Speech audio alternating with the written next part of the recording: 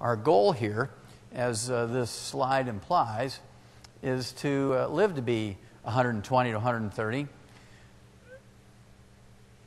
Chronologically, you want to be 120 to 130 chronologically, but biologically, the health of your organs internally, you only want to be 50 years old. You don't want it the other way around. You don't want to be 50 years old and chronologically and have your organs be 120 years old biologically. Then you're not long for this world. So that's what we're going to talk about tonight. We know very well what it takes to live to be 100 in a very healthful way. We're going to talk about that. And everybody in this room has the genetic capacity to live to be over 100.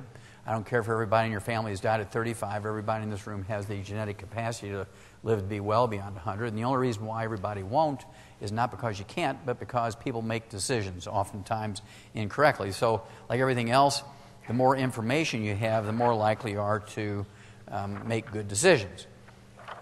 Now, one of my favorite Nobel Prize winners, Albert Einstein, said insanity is doing the same thing over and over and expecting a different outcome.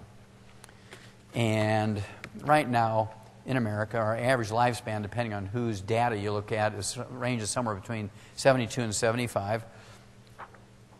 And for those people who get beyond that 75, most of the time when you reach 85, 90, you're going to wind up looking like this. So whether you're a man or a woman, you're going to wind up in a nursing home, and you'll be deaf, and you'll lose all your teeth, and you'll have thyroid problems if you still have your thyroid.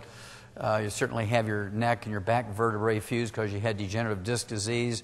You might have had carpal tunnel surgeries. You might have maybe shoulder replacements, some finger replacements for arthritis.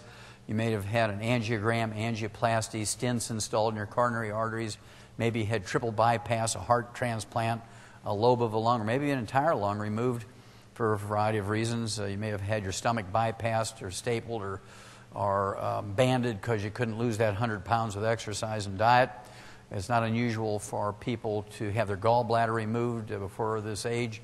It's not unusual for them to have had kidney stones beyond kidney dialysis, maybe even kidney transplant.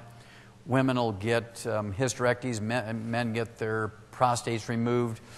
Polyps removed from your colon. You might get colon cancer. Your colon's removed. You have hip replacements and knee replacements.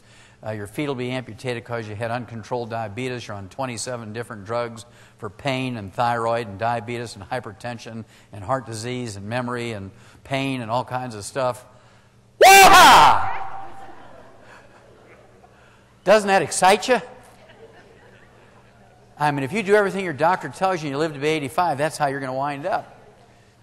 And so if you're lucky, that's how you wind up. Well, if you don't want to wind up like that and be on all those drugs, what you need to do is do something different. Because if you do exactly what the doctor says, if you survive, this is the way you're going to wind up. So we're going to talk about the options you have as opposed to actually doing what the doctor tells you to do.